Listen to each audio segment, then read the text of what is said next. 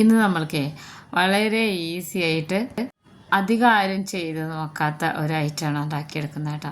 ഇത് ലിവർ കറിയാണ്. ലിവർ വെച്ചിട്ട്, ചിക്കൻ്റെ ലിവർ വെച്ചിട്ട്. അപ്പോൾ അത് ഉണ്ടാക്കാനായിട്ട് ഞാനിവിടെ ഒരു 1/2 കിലോനോളം ചിക്കൻ ലിവറാണ് കേട്ടോ. അത് നമുക്ക് ചിക്കൻ ഷോപ്പിൽ നിന്ന് വാങ്ങിക്കാൻ കിട്ടും. ചിക്കൻ പാർട്സ് എന്നും പറഞ്ഞിട്ട് കിട്ടും. കഴുകി വെള്ളം വാർത്ത് വെച്ചതാണ്. ഇനിയൊരു കടായിലേക്ക് ഞാനിവിടെ ചെറിയൊരു കഷ്ണം പട്ട 2ആയി മുറിച്ചത്, ഒരു 4 ഏലക്ക ഒന്ന് ചൂടാക്കി എടുത്തിട്ടുണ്ട്. ഇതിനുള്ളൊരു സ്പെഷ്യൽ മസാലയാണ് കേട്ടോ അത്. ഇതൊന്ന് ചൂടായതിന് ശേഷം 1 സ്പൂണോളം കുരുമുളകും 1 സ്പൂണോളം തന്നെ പെരിഞ്ചീരകം കൂടെ ഇട്ട് കൊടുക്കുന്നുണ്ട്. ഇത് എൻ്റെ ഒരു സ്പെഷ്യൽ മസാലയാണ് കേട്ടോ. നന്നായിട്ട് ഇതുപോലെ ഒന്ന് ചൂടാക്കിയെടുത്തതിന് ശേഷം ലോ ഫ്ലെയിമിൽ സ്റ്റൗ ആക്കി കൊടുത്തിട്ട് പിന്നെ നമ്മളിതിലേക്ക് മല്ലിപ്പൊടിയാണ് ചേർത്ത് കൊടുക്കുന്നത് കേട്ടോ. 2 സ്പൂണോളം വരെ നമുക്ക് ചേർത്ത് കൊടുക്കാം. എന്നിട്ട് നന്നായിട്ടൊന്ന് ലോ ഫ്ലെയിമിലിട്ട് വറുത്തെടുത്തതിന് ശേഷം നമുക്ക് സ്റ്റൗ ഓഫ് ചെയ്ത് വയ്ക്കുക. എന്നിട്ട് മുളക് പൊടി ചേർത്ത് കൊടുക്കണം. 1.5 സ്പൂണോളം മുളക് പൊടി ചേർത്ത് കൊടുക്കുന്നുണ്ട് കേട്ടോ. നമ്മൾ സ്റ്റൗ ഓഫ് ചെയ്തിട്ട് മാത്രമേ മുളക് പൊടി ചേർത്ത് കൊടുക്കാവൂ. ഇപ്പോൾ അതാ ഈ ചൂടിൽ ഇടുന്നിട്ട് ഇതൊന്ന് നന്നായിട്ട് വെന്ത് വരും. പിന്നെ നമുക്ക് ചേർത്ത് കൊടുക്കേണ്ടത് ഇതൊരു 1/4 സ്പൂണോളം കസ്കസാണ് കേട്ടോ. ഇത് നമ്മൾ ബിരിയാണിയിലൊക്കെ ചേർത്ത് കൊടുക്കുന്നതാണ്, ചെറിയ തരികളായിട്ടുള്ളത്. അതൊരു 1/4 സ്പൂണോളം ഇട്ട് കൊടുത്തു. പിന്നെ ഒരു പിടിയോളം, ഒരു 5-6 കാഷ്യൂനട്ട് ഒന്ന് ചതച്ചെടുത്തതാണ്, അതും കൂടെ ഇതിലേക്ക് ഇട്ട് കൊടുത്തിട്ടുണ്ട് കേട്ടോ. ഇതൊക്കെ ഈ ചട്ടിയുടെ ചൂടിൽ തന്നെ ഒന്നിങ്ങനെ ചെറുതായിട്ടൊന്നിങ്ങനെ ചൂടായി വന്നോളും. ഒത്തിരി ഇങ്ങനെ കളർ മാറി വരുമൊന്നും വേണ്ട കേട്ടോ. അപ്പോൾ അതാ നന്നായിട്ട് ചൂടാക്കി എടുത്തിട്ടുണ്ട്. ഇനി ഇതൊന്ന് ചൂടാറി വരട്ടെ കേട്ടോ. ചൂടാറിയതിന് ശേഷം ഏതാണ്ട് ഒരു 10-15 മിനിറ്റ് ആയിട്ടുണ്ട്. നന്നായിട്ട് ചൂടാറിയതിന് ശേഷം മിക്സിയുടെ പൊടിക്കുന്ന ജാറിലിട്ടിട്ട് ഇത് നന്നായിട്ടൊന്ന് പൊടിച്ചെടുക്കണം. ആദ്യം ഒട്ടും തന്നെ വെള്ളം ചേർക്കാതെ ഒന്ന് പൊടിച്ചെടുക്കണം കേട്ടോ. എന്നാലാണ് ആ കാഷ്യൂനട്ടൊക്കെ നന്നായിട്ട് പൊടിഞ്ഞ് കിട്ടുള്ളൂ. നമ്മൾ കറിക്ക് നല്ലൊരു തിക്നെസ്സും ഉണ്ടാവും. അതിന് പ്രത്യേക രുചിയാണ് കേട്ടോ. നമ്മൾ സാധാരണ ഇടുന്ന മസാലകൾ കൂടുതൽ ഇതിൽ ചേർത്തിട്ടില്ല. അപ്പോൾ ഒന്ന് ഒതുക്കി എടുത്തിട്ടുണ്ട്. ഇനി നമുക്കിതിലേക്ക് വെള്ളം ഒഴിച്ചു കൊടുക്കാം. ഇത് അരയാൻ ആവശ്യമായിട്ടുള്ള വെള്ളം നമുക്കിതിൽ ഒഴിച്ചു കൊടുക്കാം കേട്ടോ. എന്നിട്ട് നന്നായിട്ട് ഫൈൻ പേസ്റ്റ് ആക്കിയിട്ട് എടുക്കാം. അപ്പോൾ ഇത് അരച്ചെടുത്തപ്പോൾ ഇതുപോലെയാണ് ഇരിക്കുന്നത്. ഇനി ഇതിവിടെ ഇരിക്കട്ടെ കേട്ടോ. ഇതിൻ്റെ അരപ്പാണിത്. ഇനി ഒരു കുക്കർ സ്റ്റവിൽ വെച്ചിട്ടുണ്ട്. ഞാനിതിലേക്ക് വെളിച്ചെണ്ണയാണ് ചേർത്ത് കൊടുക്കുന്നത്. ഒരു 3 ടേബിൾ സ്പൂണോളം വെളിച്ചെണ്ണ ചേർത്ത് കൊടുത്തിട്ട് 2 സ്പൂൺ നിറയെ വെളുത്തുള്ളി ഇഞ്ചി ചതച്ചതാണ് കേട്ടോ. ഒരു 5-6 അല്ലി വെളുത്തുള്ളിയും അതുപോലെ ചെറിയ കഷ്ണം ഇഞ്ചിയും കൂടെ ചതച്ചെടുത്തതാണ്.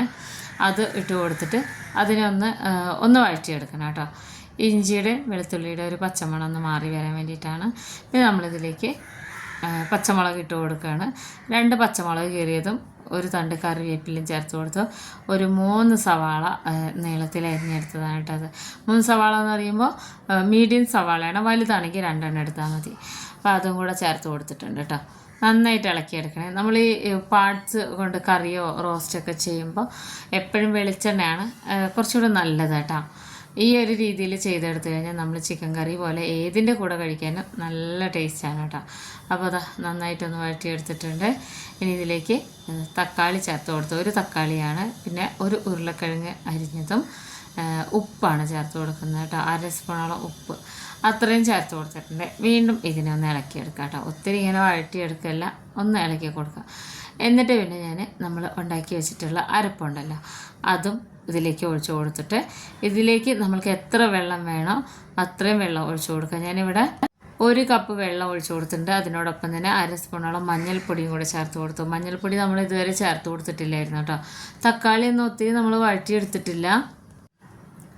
വേണം നമ്മളുടെ ഒരു സ്പെഷ്യൽ മസാല കൊണ്ടുള്ള ഈ ഒരു അരപ്പ് നല്ലൊരു മണമാണ് കേട്ടോ ഉണ്ടാവുക. ഇനി ഇതിലേക്കാണ് നമ്മൾ ലിവർ ഇട്ട് കൊടുക്കുന്നത്. ലിവറായിട്ട് വേറെ തന്നെ വാങ്ങാം, ചിക്കൻ പാർട്സ് ആയിട്ട് വേറെ തന്നെ വാങ്ങാം. സാധാരണ ചിക്കൻ കറിയിൽ നിന്നും കുറച്ച് വ്യത്യസ്തമായിട്ട് ചിക്കൻ പീസസ് അല്ലാതെ ഇതുപോലെ ഒന്ന് ഉണ്ടാക്കി നോക്കുക, എല്ലാവർക്കും ഇഷ്ടപ്പെടും. സാധാരണ നമ്മൾ ചിക്കൻ റോസ്റ്റൊക്കെ ഉണ്ടാക്കുന്ന പോലെയല്ലേ പാർട്സൊക്കെ ഉണ്ടാക്കുക. അങ്ങനെ അല്ലാതെ തന്നെ കറിയായിട്ട് ഉണ്ടാക്കിയാലും എല്ലാവർക്കും ഇഷ്ടപ്പെടും കേട്ടോ. ഇതുപോലെ ഒന്ന് ഉണ്ടാക്കി നോക്കുക. നന്നായിട്ട് ഇളക്കി കൊടുത്തിട്ട് ഒരു 3 വിസിൽ വരുന്നവരെ മീഡിയം ഫ്ലെയിമിലിട്ട് കൊടുക്കുക. അപ്പോൾ 3 വിസിലൊക്കെ പോയതിന് ശേഷം ഞാൻ കാണിച്ചു തരാം കേട്ടോ നമ്മുടെ കറി എങ്ങനെ ഇരിക്കുന്നത് എന്നുള്ളത്. അപ്പോൾ നല്ല അടിപൊളിയായിട്ടുള്ള ലിവർ കറി റെഡി ആയിട്ടുണ്ട്, അഥവാ പാർട്സ് കറി. എല്ലാവർക്കും ഇഷ്ടമാവും. നമ്മളിതിൻ്റെ മുന്നേ ഇട്ട വീഡിയോ ഉണ്ടല്ലോ, അപ്പം ഉണ്ടാക്കുന്ന ഈസ്റ്റ് ചേർക്കാത്ത അപ്പം ഉണ്ടാക്കിയില്ലേ, അതിൻ്റെ കോമ്പിനേഷനായിട്ടാണ് കേട്ടോ ഈ ഒരു കറി ഉണ്ടാക്കിയത്. നല്ല ടേസ്റ്റ് ആയിരുന്നു, നല്ല കോംബോ ആണ്. അപ്പോൾ എല്ലാവരും ഉണ്ടാക്കി നോക്കണം. വീഡിയോ ഇഷ്ടപ്പെട്ട ചാനലൊന്ന് സബ്സ്ക്രൈബ് ചെയ്ത് വയ്ക്കണം, ഫ്രണ്ട്സിനൊക്കെ ഒന്ന് ഷെയർ ചെയ്ത് കൊടുക്കണം. ഇതുപോലെ ഉണ്ടാക്കി നോക്കി കമൻറ്റ് ചെയ്യാനും മറക്കരുതിട്ട് എങ്ങനെ ഉണ്ടെന്ന് പറയണേ. അപ്പോൾ ഞാനിതൊരു പാത്രത്തിലേക്ക് മാറ്റിയിട്ടുണ്ട്. ഒന്ന് ചൂടാറി വരുമ്പോൾ കുറച്ചും കൂടെ ഒന്ന് തിക്കാവും കേട്ടോ. ഇത് ഏതിൻ്റെ കൂടെയും നല്ല മാച്ചാണ്. എല്ലാവരും ഉണ്ടാക്കി നോക്കണേ, വളരെ ഈസിയാണ്.